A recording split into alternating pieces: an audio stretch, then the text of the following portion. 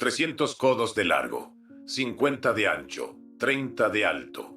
Eso es lo que dice el Génesis, capítulo 6, versículo 15. Las dimensiones exactas del arca de Noé, no aproximadas, no simbólicas, exactas, con la precisión que uno usa cuando quiere que algo sea construido por alguien que entiende lo que hace. Tengo un hábito que llevo décadas sin poder corregir.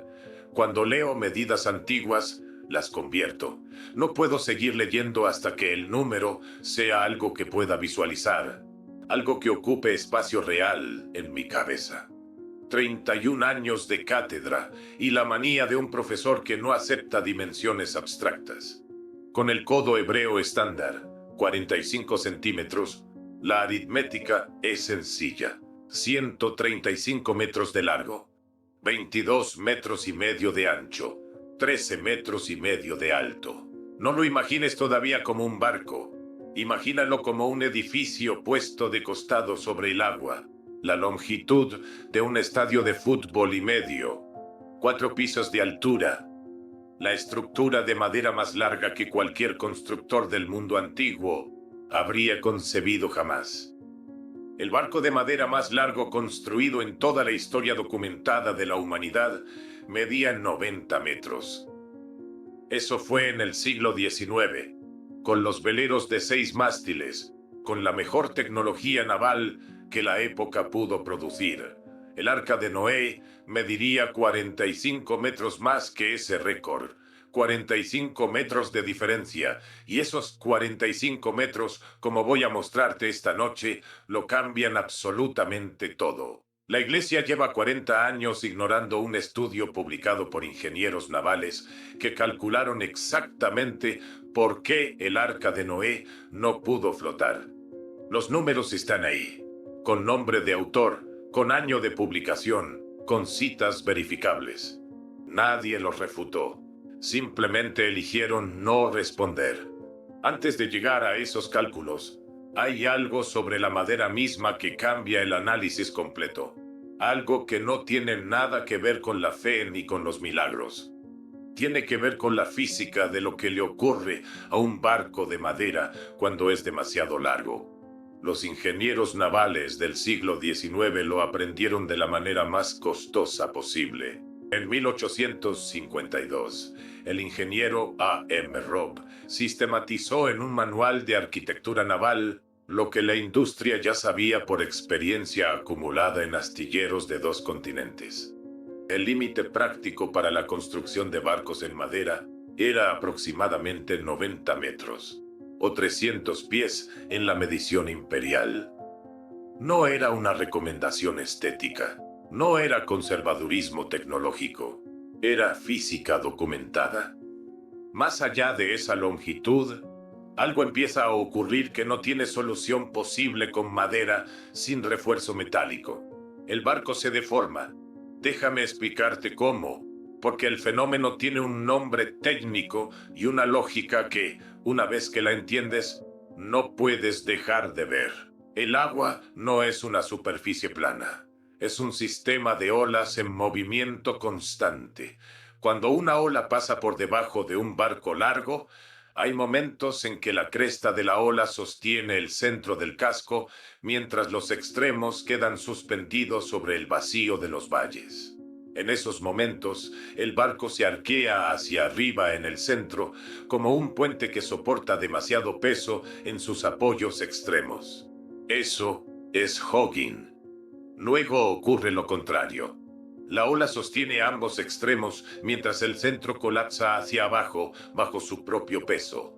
Eso es sagging. Para un barco de 90 metros, estos movimientos producen tensiones que la madera puede absorber con dificultad, pero que con refuerzo diagonal de hierro y bombas de achique constantes es posible manejar.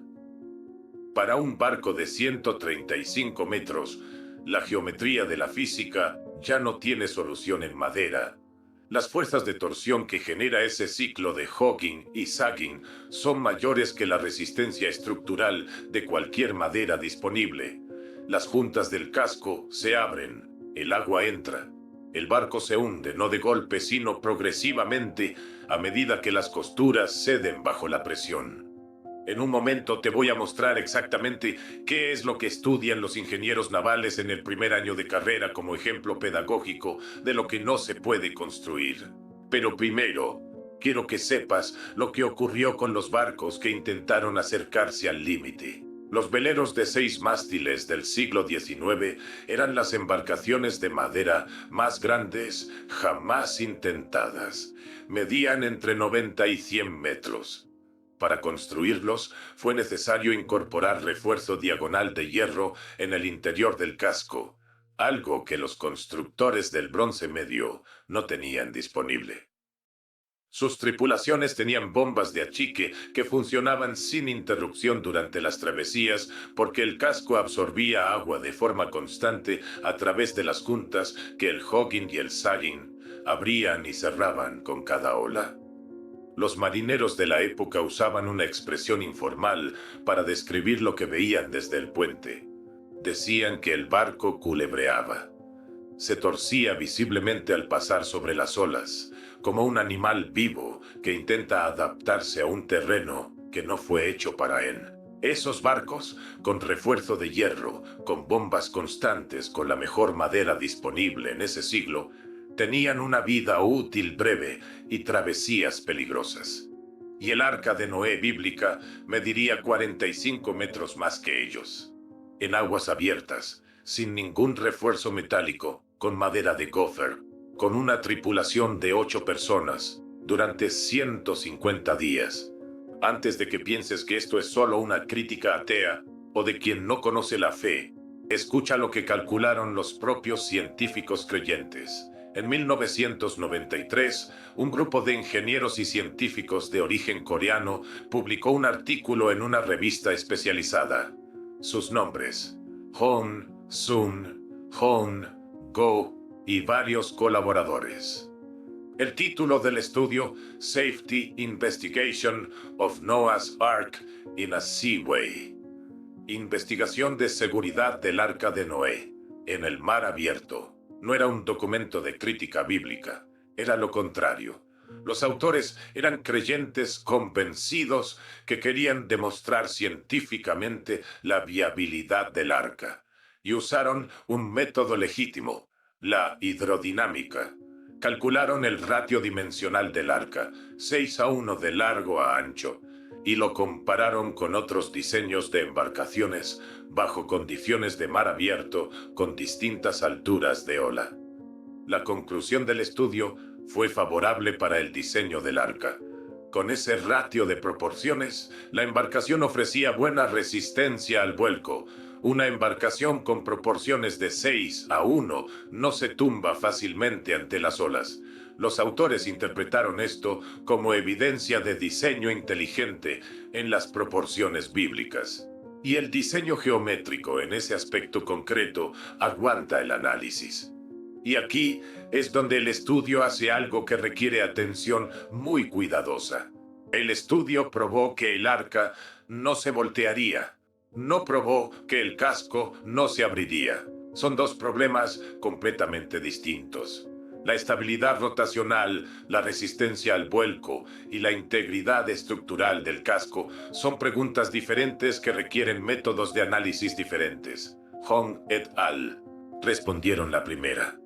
La segunda es precisamente el problema que Robb había documentado en 1952 y que Moore desarrolló en su análisis 30 años después. Es como contratar a un equipo de ingenieros para demostrar que un edificio de madera de 30 pisos, sin estructura de acero, tiene buena aerodinámica frente al viento. Pueden demostrarlo. La aerodinámica es correcta y el edificio colapsaría igualmente por la carga estructural antes de que el viento lo tumbara. Son dos problemas independientes. Uno no responde al otro. Los barcos de 6 mástiles del siglo XIX, los más grandes jamás construidos en madera, necesitaban bombas de achique trabajando las 24 horas del día. El arca sería 45 metros más larga que ellos, en mares más tormentosos, sin hierro, sin bombas, durante 150 días. Tengo que contarte cómo encontré el artículo que documenta todo esto. Era invierno, diciembre o principios de enero, no recuerdo el mes exacto, de 2016 o 2017. Estaba en la Biblioteca Palafoxiana de Puebla en una de esas tardes en que el frío de la cantera rosa entra con tranquilidad mineral por las paredes y uno baja la voz sin motivo, como si el edificio lo pidiera. Había pedido una caja de publicaciones académicas norteamericanas de los años 80. Buscaba fuentes sobre arqueología del Sinaí para un trabajo sobre la historicidad del Éxodo, uno de los primeros proyectos que emprendí de forma independiente después de salir de la universidad. Nadie había revisado esas publicaciones en décadas. La caja olía al tipo de olvido que tienen los archivos cuando algo lleva mucho tiempo esperando sin que nadie lo busque. Estaba hojeando números de una revista del National Center for Science Education cuando encontré el artículo. Robert A. Moore, publicado en 1983. El título, The Impossible Voyage of Noah's Ark, el viaje imposible del Arca de Noé. No sabía qué tenía en las manos todavía. Empecé a leer. Moore citaba a Robb, citaba a Pollard y Robertson. Tenía los números precisos de ingeniería naval. Tenía la comparación con los barcos de 6 mástiles. Tenía el análisis del hogging y el sagging, explicado con la claridad pedagógica de alguien que conoce el tema y sabe cómo hacerlo comprensible para lectores no especializados. Y al final, casi como observación incidental, una nota que me hizo dejar el café sobre la mesa y releer el artículo desde el principio. El texto llevaba publicado décadas, con citas verificables, con nombres de ingenieros navales reales. La Iglesia no había respondido. No había ninguna anotación en los márgenes. No había subrayado de ningún estudioso anterior. Solo el silencio del texto, esperando que alguien lo encontrara en esa caja, y la sensación extraña, casi incómoda, de que la información llevaba décadas disponible en formato académico formal y que ningún sermón del domingo la había tocado jamás. Lo que estoy a punto de decirte ahora puede cambiar, como ves, no solo el arca, sino toda la arquitectura narrativa del Antiguo Testamento. Porque el problema de la madera es solo el primero. Hay 3 más, y los 3 ocurren al mismo tiempo. De acuerdo. Supongamos por un momento que resolvemos el problema del casco. Supongamos que Dios realizó un milagro específico con la madera. Bien, el milagro de la madera no resuelve el agua dulce, no resuelve el metano, no resuelve el espacio. Son 3 imposibilidades simultáneas que operan de forma completamente independiente a la integridad del casco. Llevamos uno. El segundo es peor. El primer problema adicional es el espacio. La biología moderna documenta aproximadamente 8,5 millones de especies animales en la Tierra. Los apologistas creacionistas, que rechazan esa cifra por razones teológicas, trabajan con el concepto de tipos bíblicos, categorías más amplias que agruparían a múltiples especies actuales bajo un ancestro común. Con la definición más conservadora posible, la más favorable para la viabilidad del arca, los propios cálculos de los investigadores creacionistas serios estiman entre 16,000 y 35,000 tipos de animales terrestres que habrían necesitado embarcar. La superficie habitable del arca, usando las dimensiones bíblicas y dividiendo el espacio en 3 cubiertas como el texto sugiere, es aproximadamente 9,000 metros cuadrados. 9,000 metros cuadrados para hasta 35,000 tipos de animales terrestres, sus crías, sus alimentos para 150 días, sus aguas y los 8 miembros de la tripulación. Hay 3 problemas físicos simultáneos que ningún apologista ha respondido nunca. Llevamos uno. El segundo es el agua dulce y es peor de lo que parece. Durante 40 días de lluvia torrencial, seguidos de 110 días de inundación, el agua de la superficie sería salobre o directamente salada por la mezcla con el mar. El consumo diario de agua dulce para decenas de miles de animales terrestres, incluyendo elefantes, hipopótamos, jirafas y todos los mamíferos grandes, requiere varios miles de litros diarios. No hay cisterna posible dentro de las dimensiones del arca con esa capacidad de almacenamiento, más la necesidad de mantener el agua separada de la inundación exterior, sin mecanismos de filtración ni purificación disponibles en ese período histórico. El tercer problema es el que más me costó escribir cuando lo encontré en los cálculos, porque su lógica no tiene salida. 35.000 animales en un espacio cerrado producen metano, no como estimación aproximada, como hecho de bioquímica básica que cualquier ganadero conoce.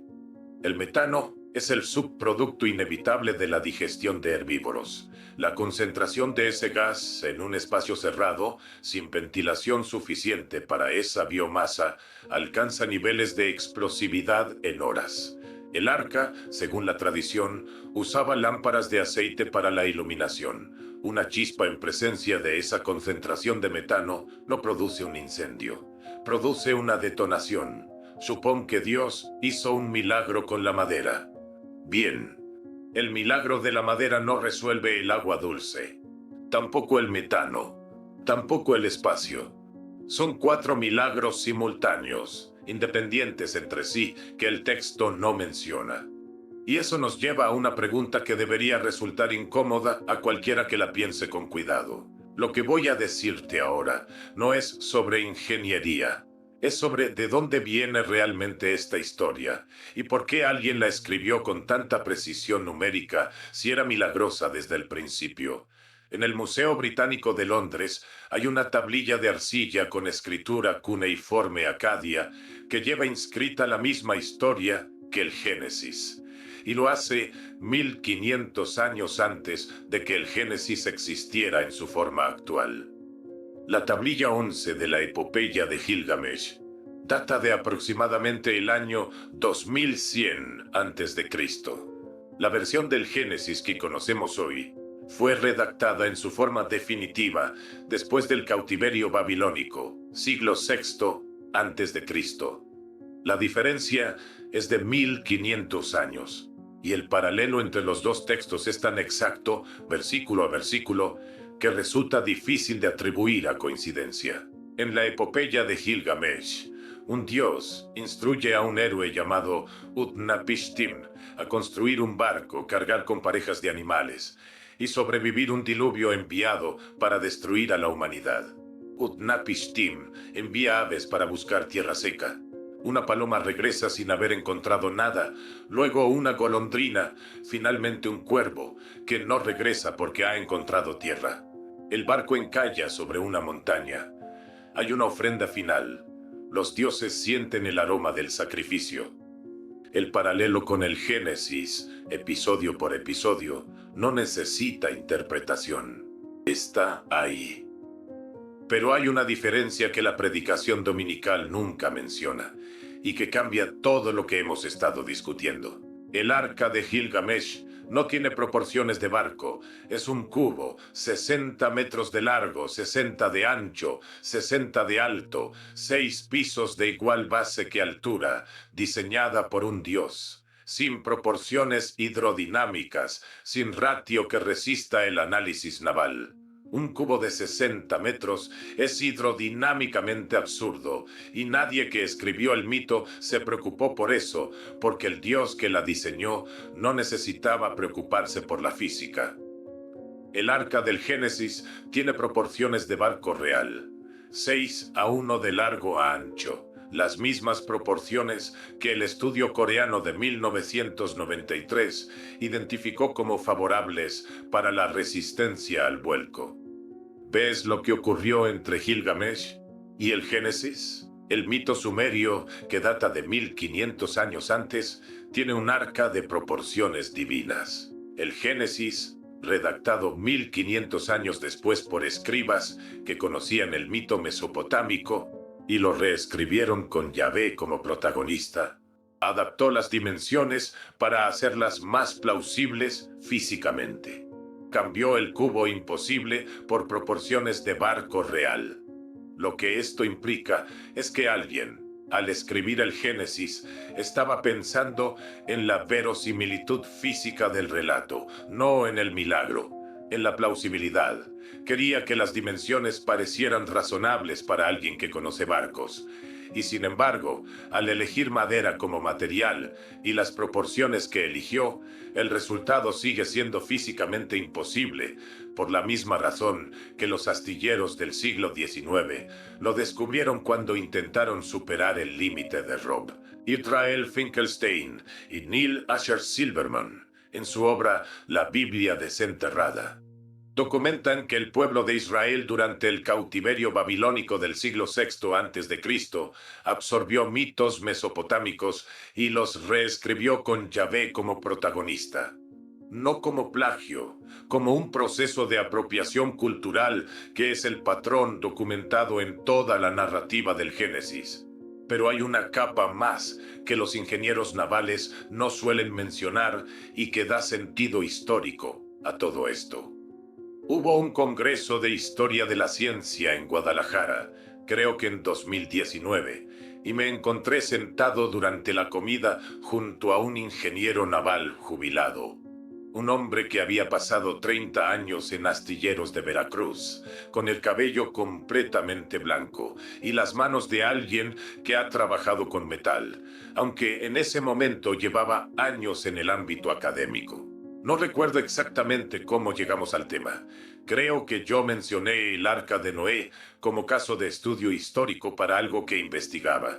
Y él sonrió de una manera que no era burla. Era el reconocimiento de un tema familiar en un contexto inesperado. Me dijo, eso lo vemos en primer año, como ejemplo pedagógico de lo que no se puede construir en madera sin refuerzo metálico. Me quedé mirándolo. Tenía medallas religiosas en el bolsillo del saco. Las vi cuando sacó la billetera para pagar el café. Un hombre que iba a misa los domingos y que al mismo tiempo enseñaba a sus estudiantes de ingeniería naval el arca bíblica como ejemplo de imposibilidad estructural. Le pregunté si eso le generaba algún conflicto. Me miró con una expresión de ligera sorpresa, como si la pregunta no se le hubiera ocurrido antes. Dijo, para mí el arca es un símbolo. Nunca pensé que fuera literalmente un barco. La incomodidad no venía de él, era mía. Porque él, sin saberlo, había articulado en una frase exactamente lo que la iglesia institucional no puede admitir en voz alta, que el arca de Noé es un símbolo. Y que admitirlo públicamente tiene consecuencias que van mucho más allá del arca.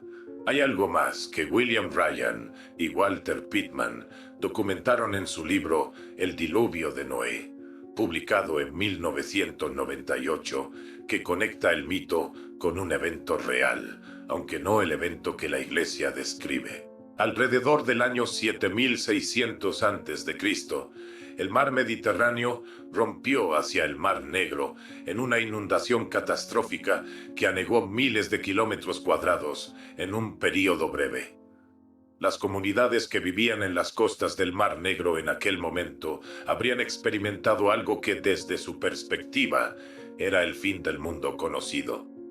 Y transmitieron ese recuerdo de generación en generación, adaptándolo, transformándolo, hasta convertirse en el mito mesopotámico del diluvio, que a su vez se convirtió en el diluvio de Gilgamesh, que a su vez fue reescrito por los escribas del cautiverio babilónico como el diluvio de Noé. La historia del diluvio puede tener una base en un evento real, solo que el evento real fue una catástrofe geológica regional, no un juicio divino universal sobre toda la humanidad. Y Génesis la convirtió en historia sagrada con proporciones de barco, para hacerla verosímil. La pregunta de Spinoza sobre los milagros, que ningún teólogo ha podido responder directamente, llega ahora. y cuando la escuches, no vas a poder ignorarla. Era otoño de 2014. Todavía tenía mi oficina en la BUAP, aunque el ambiente en el departamento había cambiado después del artículo. Preparaba una clase sobre el Tractatus Theologico Politicus de Spinoza, capítulo 6, el capítulo sobre los milagros. Tenía las fotocopias del artículo de Moore sobre el escritorio, junto al texto del Tractatus. No lo había planeado así. Era la disposición casual de dos trabajos distintos sobre la misma superficie de trabajo. Spinoza escribe en ese capítulo 6 algo que llevaba décadas enseñando. Nada ocurre en la naturaleza que la contradiga. Lo que llamamos milagro es aquello que no podemos explicar por sus causas naturales. Y los que usan los milagros para probar la existencia de Dios no comprenden ni la naturaleza ni el poder de Dios, y solo demuestran que no han reflexionado suficientemente. Lo había leído decenas de veces, lo había enseñado docenas de veces, pero esa tarde, con las fotocopias de Moore al lado del Tractatus, leí la frase de Spinoza y luego leí las dimensiones del arca que Moore citaba, y por primera vez los dos textos estaban literalmente uno al lado del otro. Génesis 6:15, 300 codos de largo. Robb, 1952. El límite práctico de la madera es 90 metros. Diferencia: 43 metros de imposibilidad física documentada. Y Spinoza: nada ocurre en la naturaleza que la contradiga. Me quedé con las dos hojas en la mano y me hice una pregunta que no había formulado antes con esa precisión. Si Dios puede suspender las leyes de la madera para que el arca flote durante 150 días, ¿para qué necesitó especificar las dimensiones con esa exactitud? ¿Para qué 300 codos de largo y no 400? ¿Para qué proporciones de 6:1 con la precisión de un arquitecto naval si toda la estructura va a ser sostenida por intervención divina de todas formas? Un Dios que suspende la física no necesita dimensiones específicas para que algo flote. Las dimensiones solo tienen sentido si el propósito del relato era hacer la historia plausible, hacerla parecer posible dentro de las leyes naturales. Y si ese fue el propósito, como los 1500 años de diferencia con el arca cúbica de Gilgamesh sugieren que sí lo fue, entonces el autor del Génesis estaba intentando que el relato tuviera sentido físico, y no lo consiguió, precisamente porque no tenía acceso al análisis de Robb de 1952 sobre el comportamiento del hogging y el sagging en estructuras de madera de esa longitud. Eso no lo anoté en ningún margen. Lo anoté en el cuaderno que tengo en el escritorio, que es donde van las cosas que no sé todavía cómo enseñar. Lo que sentí no fue exactamente lo que las películas describen como una crisis de fe. No hubo dramatismo, no hubo angustia nocturna. Fue más bien la quietud de quien acaba de cerrar un libro que ya terminó. Sin drama, sin el tipo de turbulencia que uno asocia con las grandes transformaciones. Solo la certeza tranquila de que una cosa que creía posible ya no podía ser creída de la misma manera, y que esa transformación era irreversible. Hay algo que ningún padre, sacerdote o pastor responderá directamente sobre lo que voy a decirte ahora. Y cuando termines de escuchar esto, vas a tener que decidir qué significa para ti que un texto sagrado describa con precisión de ingeniero naval una hazaña que la física no permite, porque la precisión numérica del arca delata algo que la Iglesia no puede admitir sin consecuencias. El artículo de Robert Moore lleva 40 años publicado. 40 años. Con nombre de autor, con año de publicación, con editorial, con citas verificables de ingeniería naval académica, con los números de Robb, con el análisis de los barcos de 6 mástiles del siglo XIX. con la comparación entre el límite físico de la madera y las dimensiones que el Génesis establece. La Iglesia no lo ha respondido. No existe documento vaticano, no existe pastoral episcopal, no existe pronunciamiento oficial de ninguna conferencia episcopal que tome el artículo de Moore y lo refute argumento por argumento. 40 años de silencio no son un olvido, son una decisión, no porque no tengan respuesta posible, sino porque cualquier respuesta que den implica admitir algo que no pueden admitir públicamente sin consecuencias que se extienden mucho más allá del arca. Hay 3 posibles respuestas. Las 3 son un problema. Si dicen que el arca fue un milagro total y que la física fue suspendida por completo, las dimensiones exactas del texto pierden todo sentido. Un Dios todopoderoso que suspende la física no necesita especificar 300 codos. La precisión revela la intención de hacer el relato físicamente plausible, y si esa fue la intención, el autor no esperaba un milagro. Esperaba que los números funcionaran. Si dicen que las dimensiones son simbólicas, admiten que el Génesis puede leerse simbólicamente. Y esa lectura no se detiene en el arca. Si el arca es simbólica, la historia de Adán y Eva también puede serlo. Y si Adán y Eva son simbólicos, la doctrina del pecado original pierde su fundamento histórico. Y si pierde su fundamento histórico, la necesidad de la redención, toda la arquitectura teológica que justifica la autoridad sacerdotal como mediadora entre el hombre caído y Dios, esa arquitectura queda sin base.